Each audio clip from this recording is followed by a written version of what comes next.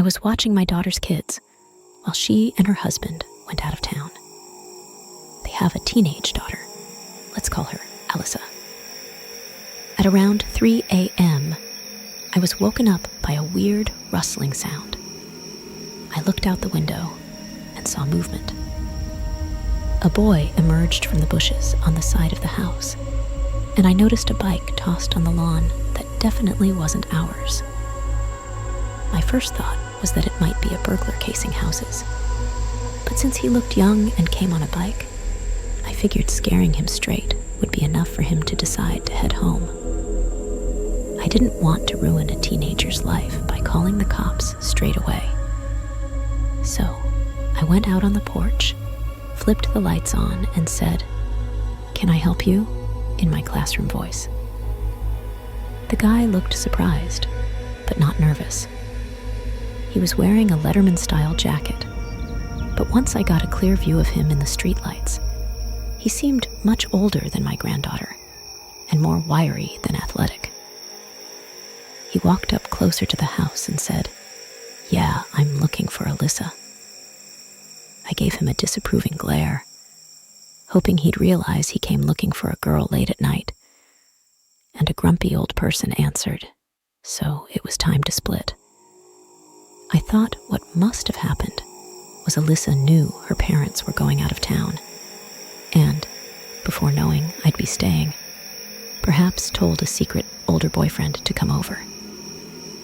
It was late, and I was alone with several kids, so I didn't want him coming any closer to the house.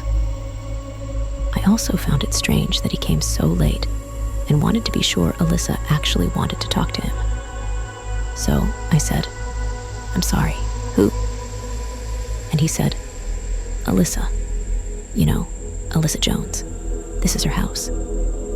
I thought, since he knew her full name, they must be at least friends. I said, "You wait there."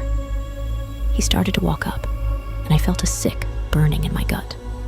Instinct kicked in. I yelled, "No, stop, freeze." Then readjusted and said, "You stay right there. This is private property. Don't take a step closer. Wait, there." I went in, and Alyssa was asleep just one room over from where the rustling first occurred.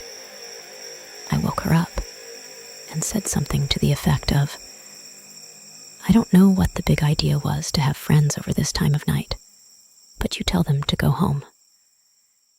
She had no clue what I was talking about. I said, "There's a guy outside asking for you." Confused, she got up and went to the window. She saw him and went white as a sheet. "He asked for me?" "Yeah." "By name?" "Yes." "Call the police. I've never seen him in my life." I called 911 immediately, but as I was on the phone with them, Alyssa started tugging at my arm.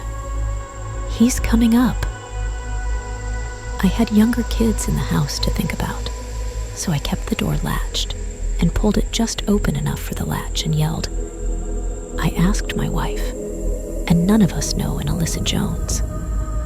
Leave my property or I'm calling 911. He got angry and started yelling for her to come out. Thankfully, the police arrived pretty quickly, and when he heard the sirens, he grabbed the bike and ran off. I watched where he was running, and he jumped into the passenger side of a car without headlights or front plates and sped off. The police followed in the same direction once I pointed them out, but they didn't catch him. They advised us to take all her social media details offline if she was sure she didn't know this person, and mentioned they'd had a couple of similar reports recently and were investigating.